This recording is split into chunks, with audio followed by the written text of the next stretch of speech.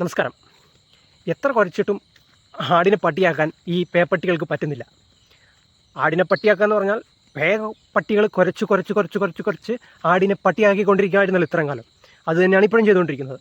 മാധ്യമങ്ങളായാലും യൂട്യൂബിലെ പേപ്പട്ടികളായാലും കുരച്ചുകൊണ്ടിരിക്കുകയാണ്. ആടിനെ പട്ടിയാക്കണം, bow bow bow എന്ന് പറഞ്ഞ് കുരച്ചുകൊണ്ടിരിക്കുകയാണ്. പക്ഷേ എത്ര ശ്രമിച്ചിട്ടും കാലമോ വിധിയോ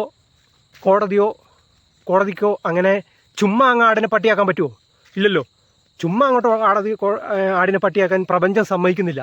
അപ്പോൾ അതിൻ്റെ ദേഷ്യത്തിൽ ഭ്രാന്ത് പിടിച്ച് കുര വീണ്ടും തുടങ്ങിയിട്ടുണ്ട് പട്ടികൾ. ഉദ്ദേശിച്ചു വരുന്ന കാര്യങ്ങളൊക്കെ മനസ്സിലായെന്ന് തോന്നുന്നു. അതെ, ഇന്നൊരു കോടതി വിധി വന്നു. ഒരു വിധിയിൽ ഇത്ര നാളും ഫ്രീസ് ചെയ്ത് വെച്ചിരിക്കുന്നത് അൺഫ്രീസ് ചെയ്യണം, അവർക്ക് അന്വേഷണം വീണ്ടും നടത്താം. അപേക്ഷിച്ച ഡേറ്റ് മാറിപ്പോയെന്നാണ്, ഡേറ്റ് കുറഞ്ഞുപോയി. അതുകൊണ്ട് കോടതി മാറ്റി ഈ അൺഫ്രീസ് ചെയ്യാൻ അല്ലെങ്കിൽ ഈ ഹൈറിച്ചിൻ്റെ സ്വത്ത് കെട്ടിയ നടപടി ഒഴിവാക്കണം എന്ന് കോടതി വിധിച്ചു. അതിന് കാരണം ഈ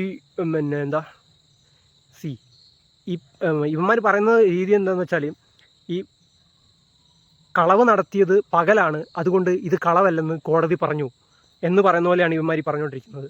അത് കളവ് നടത്തിയത് പകലാണ്, അതുകൊണ്ട് കളവല്ലെന്ന് കോടതി പറഞ്ഞു പോലും. ഇത് സംഗതി എന്താണെന്ന് വെച്ചാൽ, എവിഡൻസ് വേണം. എവിഡൻസോടുകൂടി ഈ കാര്യം തെളിയിക്കാൻ കാലം കുറേ എടുക്കും ഇവന്മാർക്ക്. അതുകൊണ്ടാണ് ഇത് ഡിലേ ആയിപ്പോയത്.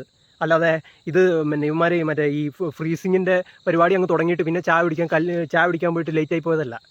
ഇത് നിയമവിരുദ്ധമായിട്ടുള്ള മണി ചെയിൻ കാര്യങ്ങൾ എന്തെങ്കിലും ചെയ്തിട്ടുണ്ടെങ്കിൽ, അല്ലെങ്കിൽ ഹൈറിച്ച് നിക്ഷേപം സ്വീകരിച്ച് ആ നിക്ഷേപത്തിന് പലിശ കൊടുക്കുമെന്ന് പറഞ്ഞിട്ടുള്ള കാര്യങ്ങളൊക്കെ ചെയ്യുമ്പോൾ ഇല്ലീഗലാണ്.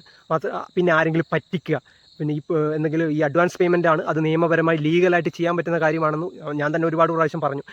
അങ്ങനെ വാങ്ങിച്ചിട്ട് അതിനുള്ള സർവീസോ അത് മൾട്ടി ലെവൽ സിസ്റ്റത്തിൽ അതിനുള്ള വരുമാനമോ എന്തെങ്കിലും കൊടുക്കാതിരുന്നിട്ട് ആർക്കെങ്കിലും സാമ്പത്തിക നഷ്ടം ഉണ്ടായതിൻ്റെ പേരിലോ ആണ് ഈ പ്രശ്നമെന്ന് കോടതിക്ക് മനസ്സിലായാൽ തീർച്ചയായിട്ടും കോടതി ഈ ഒരു വിധി ഇവിടെ പുറപ്പെടുവിക്കില്ല. ഈ വിധിക്ക് കാരണം കോടതിക്കും ഇതിലെ തട്ടിപ്പ് കണ്ടിട്ടില്ല. കോടതി ഇവിടെ തട്ടിപ്പ് കാണുന്നില്ല. ഇവിടെ ഈ ഗവൺമെൻറ്റിലെ ഈ കുറച്ച് ആളുകൾ മാത്രമാണ് ഇത് തട്ടിപ്പ് എന്ന് പറഞ്ഞുകൊണ്ടിരിക്കുന്നത്. പിന്നെ ഈ ചാനലുകാർ എന്താണ് തട്ടിപ്പെന്ന് ഇതുവരെ പറഞ്ഞിട്ടില്ല. കാരണം ഇവന്മാർക്ക് പറയാൻ പറ്റില്ല. കാരണം ആർക്കും വരുമാനം നഷ്ടപ്പെട്ടിട്ടില്ല, ആരുടെയെങ്കിലും പൈസ നഷ്ടപ്പെട്ടിട്ടില്ല, പൈസ എവിടെയെങ്കിലും കടത്തിക്കൊണ്ട് പോയിട്ടില്ല, ആർക്കെങ്കിലും അതിൻ്റെ പരാതിയോ പ്രശ്നങ്ങളോ ഇല്ല. പിന്നെ ഈ ഫ്രീസിങ് വന്നതിന് ശേഷം അതിൻ്റെ ഭാഗമായിട്ട് ഈ കമ്പനിയല്ല, ഗവൺമെൻറ് ഈ കമ്പനിയെ പൂട്ടാൻ വേണ്ടി എങ്ങനെയെങ്കിലും കഠിന പരിശ്രമം നടത്തി ഇതിനെ ഫ്രീസ് ചെയ്ത് വെച്ചതിൻ്റെ പേരിൽ സാമ്പത്തിക നഷ്ടം ഉണ്ടായിട്ട് ചില ആൾ കൊടുത്ത കേസല്ലാതെ ഒരു മനുഷ്യൻ കൊടുത്ത അല്ലെങ്കിൽ എന്തെങ്കിലും സാമ്പത്തിക നഷ്ടം ഉണ്ടായിട്ട് കൊടുത്ത കേസിൻ്റെ പേരിൽ അല്ല ഹൈറിച്ച് എന്ന് പറഞ്ഞ കമ്പനി ഫ്രീസ് ചെയ്യപ്പെട്ടത്. PA വത്സൻ എന്ന് പറഞ്ഞ പെരുങ്കള്ളൻ അദ്ദേഹത്തെക്കുറിച്ച് അയാളെക്കുറിച്ച് നിയമസഭയിൽ ഒരു MLA ഒരു വീഡിയോ കണ്ടു. അത് കൃത്യമായിട്ട് ആളാരെന്ന് മനസ്സിലായില്ല. എളമരം കരീമാണെന്ന് തോന്നുന്നു. അദ്ദേഹം ഈ PA വത്സൻ എന്ന് പറയുന്ന ഒരു പഠിച്ച കള്ളൻ ഇത്തരത്തിലുള്ള മൾട്ടി ലെവൽ സിസ്റ്റങ്ങളിൽ പ്രവർത്തിച്ച് ആളുകൾക്ക് വരുമാനം ഉണ്ടാകുന്ന സിസ്റ്റത്തെ ബ്ലോക്ക് ചെയ്ത് കാശുണ്ടാക്കാൻ വേണ്ടി കള്ളത്തരം കാണിക്കുന്നു, അങ്ങനെ കേസുകൾ ഉണ്ടാക്കുന്നു എന്ന് നിയമസഭയിൽ തന്നെ പറഞ്ഞിട്ടുണ്ട്. അയാൾ തന്നെ, ആ സെയിം പുള്ളി തന്നെയാണ് ഈ കേസിൻ്റെയും പ്രധാന ചുമതല. പിന്നെ വെറും കള്ളൻ, മറ്റൊരു പെരുങ്കള്ളൻ അനിലക്കര. പിന്നെ സ്വന്തം പാർട്ടിയുടെ ഏറ്റവും നിർണായകമായ കാര്യത്തിൽ വിജയമുണ്ടാക്കാൻ വേണ്ടി പോസ്റ്റർ അടിക്കാൻ കൊടുത്ത കാശ് കൊണ്ട് പൊറോട്ട അടിച്ച അനിലക്കരയാണ് അടുത്ത പെരുങ്കള്ളൻ ഇതിൻ്റെ. അപ്പോൾ ഇവരുടെയൊക്കെ ഇപ്പോൾ ഈ ഉദ്യോഗസ്ഥരെന്ന് പറഞ്ഞാൽ പൂർണ്ണമായിട്ടും ഈ കളക്ടറായാലും മറ്റാളുകളായാലും ഇങ്ങനെയുള്ള ചില ആളുകൾ വന്നിട്ട് ഇവരെ അങ്ങ് ഫോഴ്സ് ചെയ്യാണ്. ഇത് തട്ടിപ്പാണെന്ന് പറഞ്ഞ് ഫോഴ്സ് ചെയ്യുമ്പോൾ ഇവർ ഇതിനെക്കുറിച്ച് ഇപ്പോൾ ഈ ചാനലുകളെ പോലെ തന്നെയാണ്. ചാനലുകാരെന്ന് പറയുന്നത് ഇവർ പറയുന്നത് അങ്ങ് വിശ്വസിക്കുകയാണ്. ഇവരെന്തോ ഭയങ്കര ദൈവതുല്യനായ ആളുകളെ, ഈ അനിലക്കരയെയും ഈ PA വത്സനെയൊക്കെ എന്തോ വലിയ ദിവ്യത്വമുള്ള ആളുകളെ പോലെയാണ് ഇവർ കാണുന്നതെന്ന് എനിക്ക് തോന്നുന്നത്. കാരണം ഇവർ പറയുന്നത് അതുപോലെ തന്നെ വിശ്വസിക്കുകയാണ്.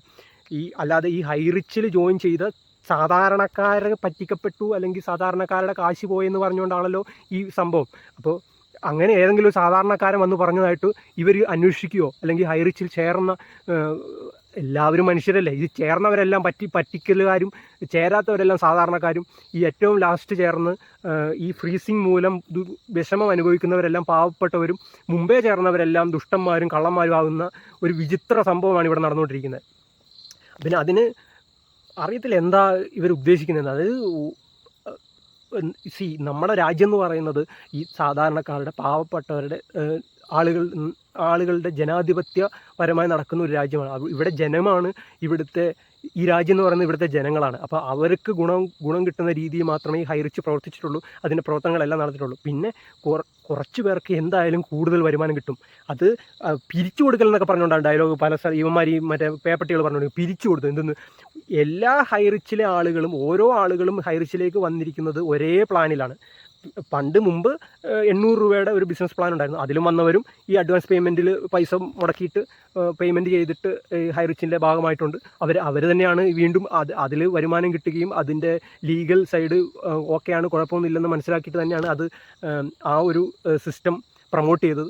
അങ്ങനെ പ്രൊമോട്ട് ചെയ്യുമ്പോൾ അവർ ലീഗലായിട്ട് ചെയ്യാൻ പറ്റുന്ന കാര്യത്തെ പ്രൊമോട്ട് ചെയ്യുമ്പോൾ അവർ കുറ്റക്കാരാവുന്നത് എങ്ങനെയാണ്?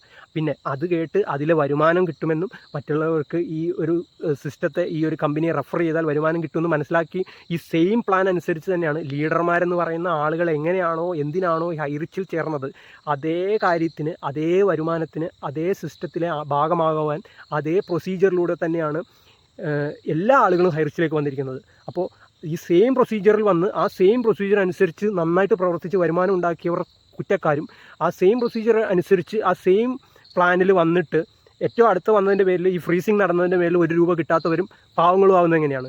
അത് പാവപ്പെട്ടവരാണെങ്കിൽ തന്നെ അവർക്ക് ഈ ബുദ്ധിമുട്ടുണ്ടാക്കിയത് ഈ ഗവൺമെൻറ്റാണ്, ഈ സിസ്റ്റമാണ്, ഈ PA വത്സനാണ്, ഈ അനിലക്കരയാണ്.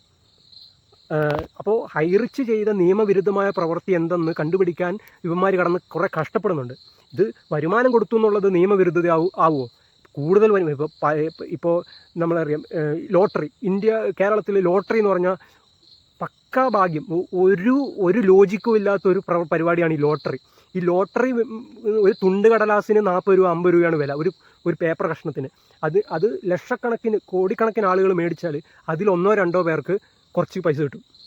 അതിനുവേണ്ടി ലക്ഷക്കണക്കിന് ആളുകളും ഈ തുണ്ട് കടലാസിന് പൈസ കൊടുക്കണം, 40 രൂപ 50 രൂപ കൊടുക്കണം. അങ്ങനെ കോടിക്കണക്കിന് രൂപ സർക്കാരിലേക്ക് എത്തും.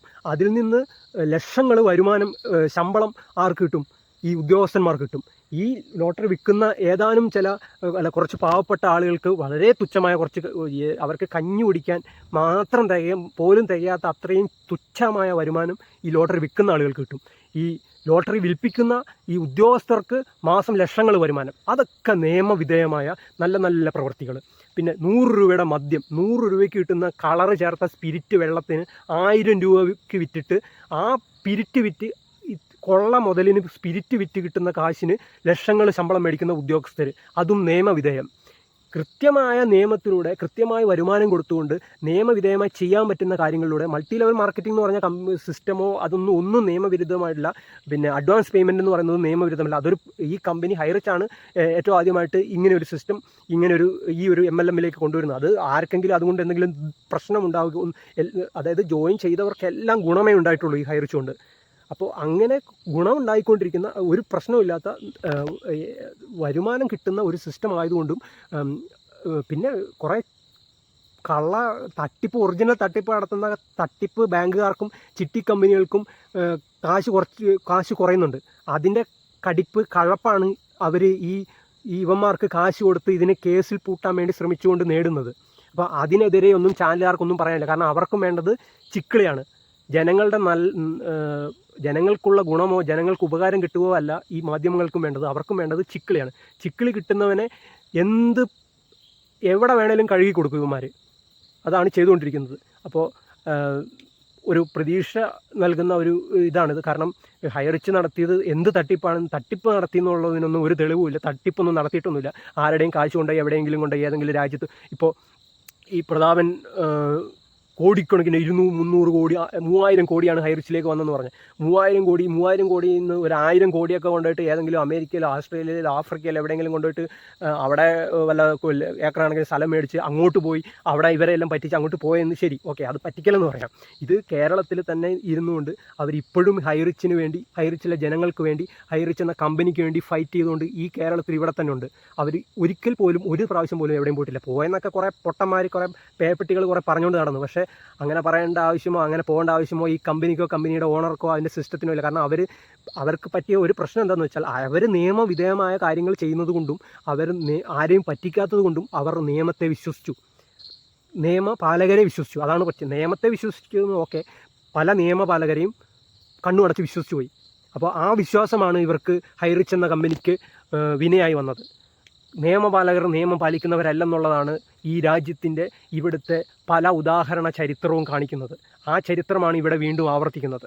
അത് എല്ലാ മാധ്യമങ്ങളും മനസ്സിലാക്കണം, എല്ലാ ചാനലുകളും മനസ്സിലാക്കണം, എല്ലാ സാധാരണക്കാരും ഹൈറിച്ചിലില്ലാത്തവരും മനസ്സിലാക്കണം.